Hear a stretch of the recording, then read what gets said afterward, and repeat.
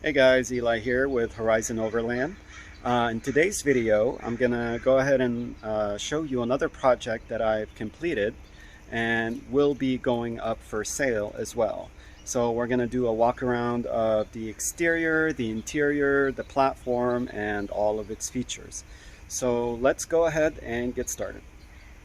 So here it is. It's a 1999 Chevy Suburban four-wheel drive, and it's exactly the same vehicle, same Suburban as Sebastian, my very first Suburban overlanding build, and it's got the same color, pretty much the same car. This one is a clean title, and it only has 132,000 miles. You could see it's in really good shape. The paint shines very well. It's got no dents or dings or anything like that. Let me just kind of walk around the vehicle so you get a better idea of what it looks like. Yeah, it's in real good shape. I believe I'm the third owner of this Suburban, and you know, like you're seeing in this video, it's really it's been kept up in very good shape. So let's talk about what I've done to this vehicle on the exterior. I've added the fender flares. I've added the sidebars. It came with the bug shield. I didn't put that on. It came with it. The bug shield's purpose is to minimize the bug splatter on the windshield. I didn't do the blackout treatment like I usually do on the other Suburbans. I mean, this one is just such in good shape that I didn't feel like I needed to. Also, the tires are all-terrain. I've replaced tires, so it's got brand new tires all around. The suspension is stock. I did not lift this Suburban. The reason why is because the shocks on this Suburban are pretty much brand new and the ride quality is really good, so I didn't feel the need to mess with that. Obviously I've added solar panels, so let me go ahead and show you the solar panels. There's two of them on the roof, and each one of these guys is 100 watts for a total power output of 200 watts. There is the roof basket with the spare tire on top, and this is the awning on the side. This awning is a retractable, pull-out retractable awning. It's 8 by 7.5 foot, so you get plenty of sun coverage when you pull it out. This Suburban comes with a tow package, so if you want to tow anything, it's got the tow package, and I believe that's like you hook that up to a trailer, and then you have access to brake lights and stuff like that. So yeah, that's pretty much the exterior of the Suburban. Let's go ahead and move on to the interior. All right, let me show you the interior of this Suburban. This is a LT model, which means that it comes with leather seats. These are gray leather seats. Comes with power seats, basically your power windows and door locks and mirror. You have the AC unit for the back, and obviously the AC unit for the front. Here's your four-wheel drive push button operation. And I've actually went ahead and switched the stock stereo to a aftermarket Android stereo unit. It has AM, FM, it has GPS, USB, auxiliary, Bluetooth. One thing that it doesn't have is a CD player, and this wasn't really intentional. When I actually ordered the unit, I accidentally ordered one without a CD player. And you know, it turns out that I don't really use CDs that much anymore. I may have a few, but I don't really use them. I use my phone mostly to stream music, and if I connect by Bluetooth or by auxiliary or even USB, I'm able to access all the music files on my phone. So I didn't feel the need. I mean, I wasn't too upset that it didn't come with a CD player. My favorite part about this, oh, and this also has a backup camera as well, is that it's, my favorite part is that it's a manual retractable screen. I find it to be a little bit more sturdy than your automatic, you know, operating screen. Those tend to break or not function, so the fact that it's manual, really, I mean, I like it. It feels very sturdy, and you can pull it in, pull it out whenever you want. Everything works on the Suburban. The AC works really, really well. It blows really cold. The four-wheel drive works flawlessly. The cruise control also works. That's important. All the lights, the gauges are all operational as well. You could see everything is reading accurately. Well, you can't really see, but they all work. Sometimes you get these guys and the gauges will flicker and they just won't work as they should. So, you know, in this case, this one, everything works. The lights are all operational. Door locks, mirrors, everything is in perfect working order. You know, you could see the interior. There's only this little blemish on the seat. All seats, they don't have any rips except for the driver's seat. This is just a tiny little blemish. The carpet is very clean. It comes with rubber mats all around. Let me move on to the back so I can show you what the back looks like. Again, seats are in excellent shape. No rips in the back seats, and then you have your rubber mats, power door locks, and mirror, and and windows. They all work perfectly.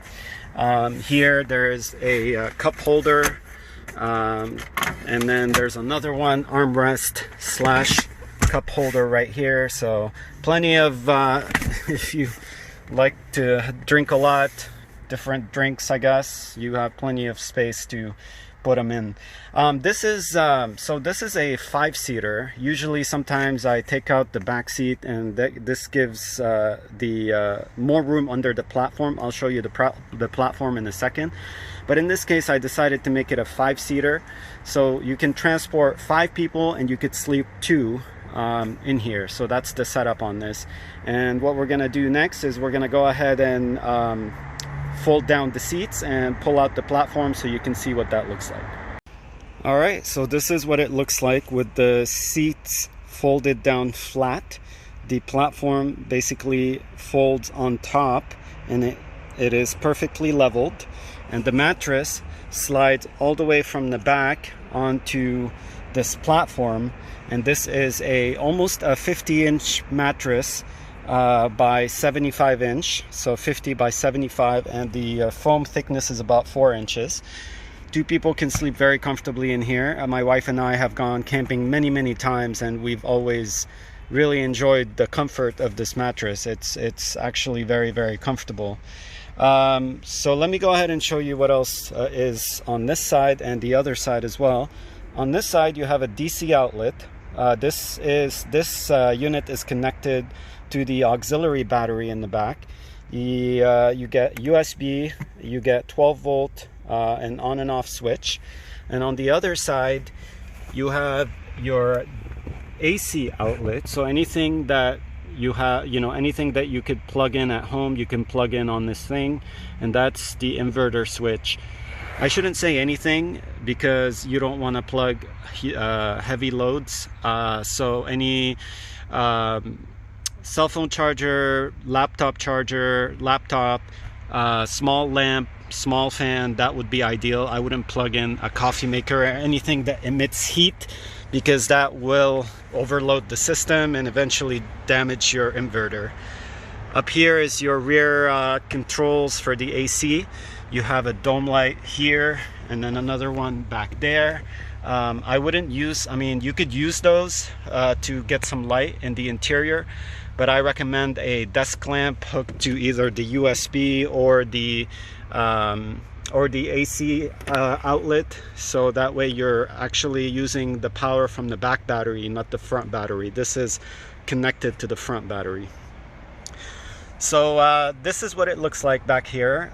You have your shelving for storage on both sides. There's you know, 2 levels of storage, a tiny one up there and kind of a big one, and behind the shelving is insulation, and that runs basically on the rear and the barn doors, the rear windows and the barn doors.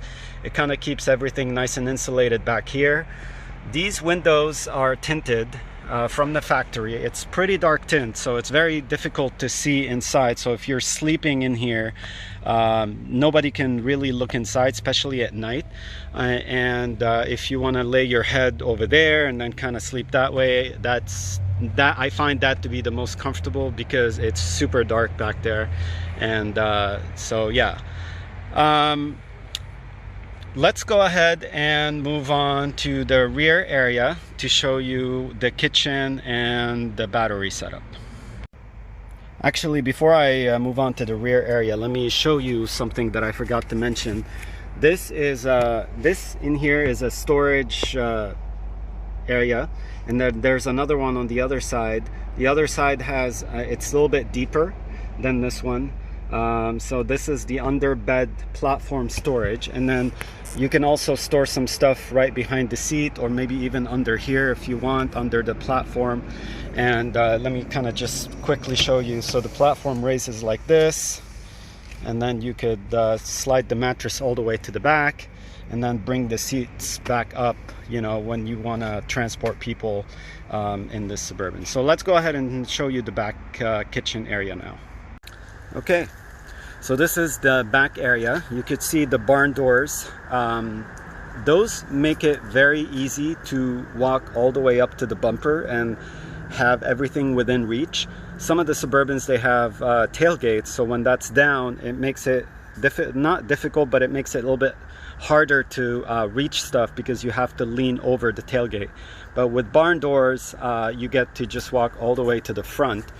So the first thing I'm going to show you is the fridge. This is a 12 volt 55 quart fridge, currently hardwired to the battery. The battery is actually behind that in that compartment area over there. The fridge is currently on, is being powered by the battery and the solar panel. You can see it's reading 41 degrees, and it has a little USB port. If you would like to charge something back here, you could use the fridge actually to charge. It's really nice and big. There's a little drain hole. If you get water in here, you can drain it out. I mean, this is as big as they come. 55 quarts is definitely a really good size. You can fit a lot of food in there. So moving on to the sink area. This is a pull-out sink, and I use this 7-gallon water container with a spout to, you know, wash dishes, wash my hands, you know, anything like that. So it's really nice. It's really easy to use. You could just stand it up if you're not done. If you're done with it, you could put the spout on the inside, so that way it's not sticking out.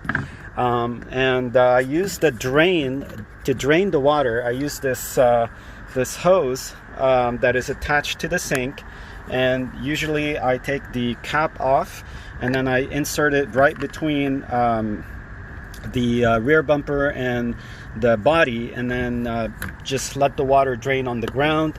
Now, of course, I use biodegradable soap, so we're not harming the environment.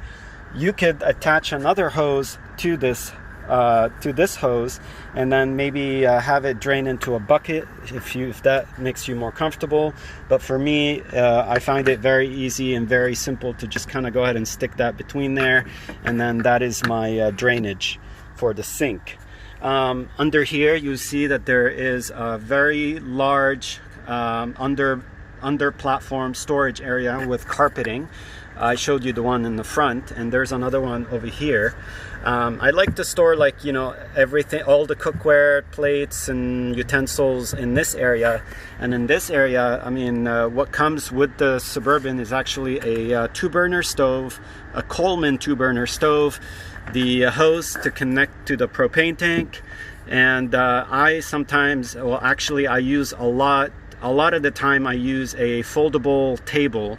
It's a 2x4, it's a 2x2 folded, but it's actually a 2x4 adjustable table that fits all the way behind the stove perfectly. And I'd be happy to link you that table if you're interested in it. And that's kind of how I designed the platform, to fit a table, to fit the stove, to have all your cookware here, and then behind this compartment area on the other side, I put like 2 or 3 lawn chairs. So everything is nicely stowed under the platform. And moving on to, you know, some of the storage area. Obviously under the sink you could store some stuff here. There's some storage back here as well, like you could store maybe water bottles or anything that you can't really fit on this side. Here there's the propane tank that I use with the stove. This stove was meant for like small canisters, propane canisters, but I've done a conversion where I bought a hose and converted that stove to be able to actually get propane from a slightly larger tank. This is a 5-pound tank, and surprisingly it lasts for a very long time, at least, you know, 10-15 cooking sessions, maybe even more. That's what I've been able to get out of it. So you'd be surprised. It's very inexpensive to fill, like $5 or $7, something like that, but they're very they last a pretty long time. So let me go ahead and now show you briefly show you the electrical area. So I did forget to mention one more thing. This is a pull-out platform that you could use to prep food, to put the stove and connect it to the propane tank. You can leave the propane tank up there, or you could take it outside and put it on the ground. So this pulls out quite a bit, and it's fairly sturdy.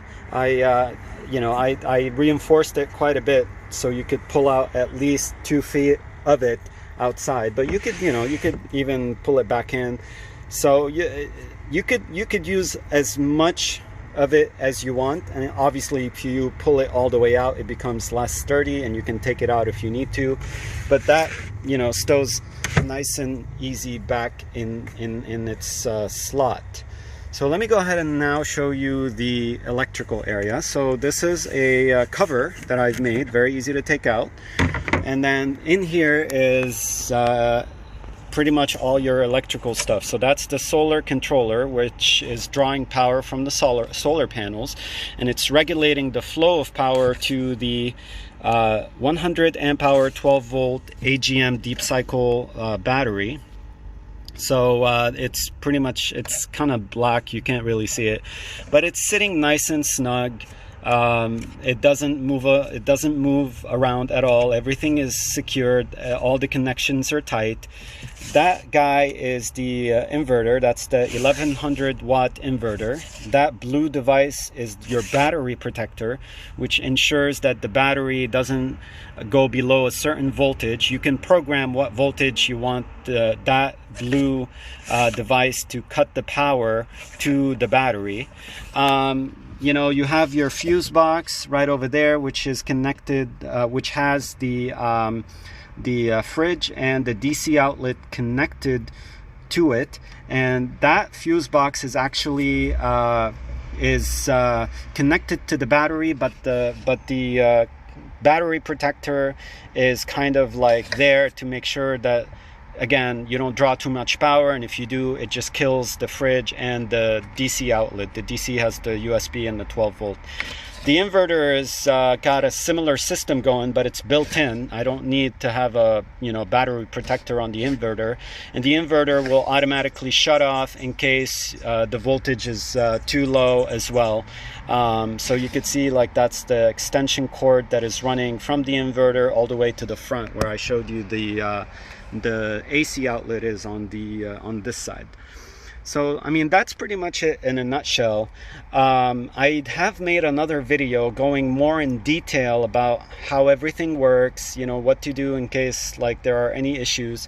Also, I will include with the sale all the owner's manuals of every single device that is in here, also the fridge and the stereo. So all the owner's manual will come with the sale of this vehicle, obviously to help you troubleshoot any potential issues that may come up. Yeah. So that concludes the walk around tour of this 99 Suburban Overlander. I hope you guys have enjoyed watching this video. Again, this vehicle is for sale, and I will go ahead and put the Craigslist ad in the description below, so you can go ahead and check out the listing more in detail, and it will have my contact information should you be interested. So once again, thank you so much for watching, and have a great day.